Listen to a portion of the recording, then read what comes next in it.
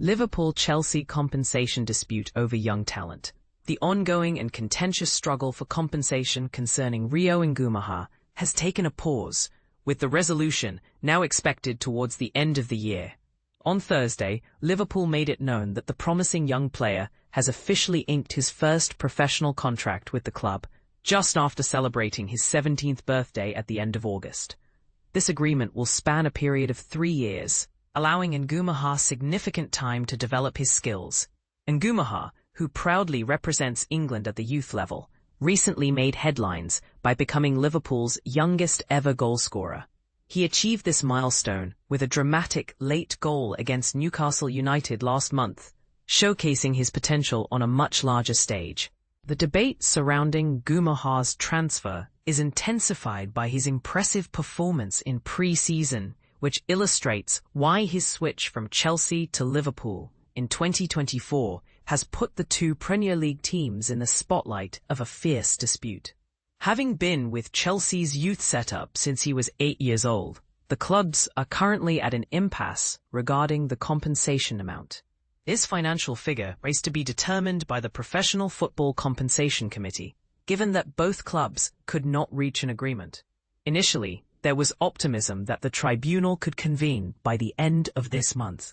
However, that time frame has now shifted, pushing the discussions to November or possibly even December. During this legal-like hearing, both clubs will present their cases with the help of King's Counsel, enabling cross-examination of evidence and witnesses, which will add to the complexity of the situation. This isn't the first time such a tribunal has taken place. A similar situation arose when Harvey Elliott transitioned from Fulham to Liverpool, resulting in a compensation award of £1.5 million for Fulham, with the possibility of an additional £2.8 million dependent on Elliott's future successes.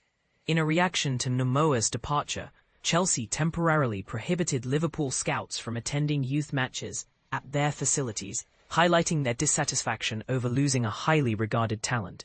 John Terry, the former captain of Chelsea, has even suggested that Ngumoha possesses the potential to excel at the highest levels of the sport. On a different note, Liverpool has recently increased its efforts to combat ticket-touting, resulting in an astonishing 1,114 fans receiving lifetime bans last season alone. This marks a significant rise from just 75 bans the previous year, demonstrating the club's commitment to maintaining integrity among its supporters.